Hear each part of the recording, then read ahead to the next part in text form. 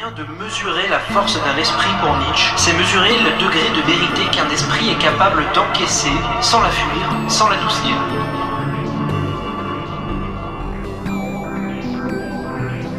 L'impasse. Il s'était résolu à ne plus multiplier ces problèmes d'être qui manquent d'être, car c'est s'inventer au lieu de se vivre. S'inventer des solutions pour jouer à ne plus être tout en sachant qu'il n'y en a pas.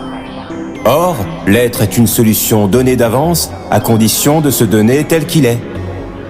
Dans cette impasse, il décidait de ne pas choisir, refusait d'y entrer pour en sortir, admettait qu'on la refuse, par peur d'y rester, par peur de rester là, où il s'était toujours trouvé. Et c'est alors que... Impasse. C'est alors que j'entre, pas tout à fait, parce qu'elle est encore dans ma tête. Cette impasse. Dans ma tête, ça veut dire que je ne la traverse pas physiquement. Ça veut dire que mon corps n'est pas prêt. Mais je rentre quand même. Un cœur dans la tête, un cœur dans le corps. Paradoxe. Le cœur bat de ne pas se battre et de vouloir se battre. Je veux nommer l'impasse. Elle me prive, m'a privé de langue. Elle est ce souvenir du devenir manquant. Elle me fait oublier que je suis un être de manque. Je commence par me nommer impasse. L'impasse que je suis, c'est un début pour vous dire que je ne vais pas finir tout de suite.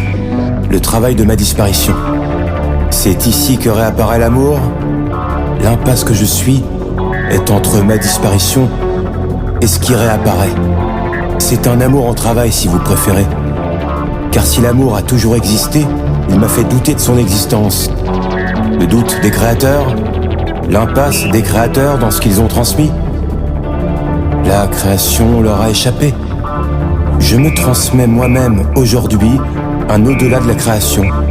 Échappé, car ils ont échappé à leur propre transmission. J'avance à l'intérieur de l'impasse. La tragédie du sens est une absence de signification donnée à l'histoire individuelle et commune. Un déni devant l'inconscient des évidences. Un délit du psychisme. À l'extérieur de l'impasse, il y a le vouloir volontaire d'un grand chemin, mais d'un petit cheminement. Ce qu'ils font subir à leur corps, l'âme le leur fera subir. Le grand chemin est une idée de toute puissance. Le grand chemin est une idée de toute puissance. Le cheminement est une intériorité de la toute-puissance.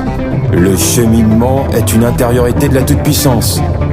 L'homme est quelque chose qui doit être surmonté.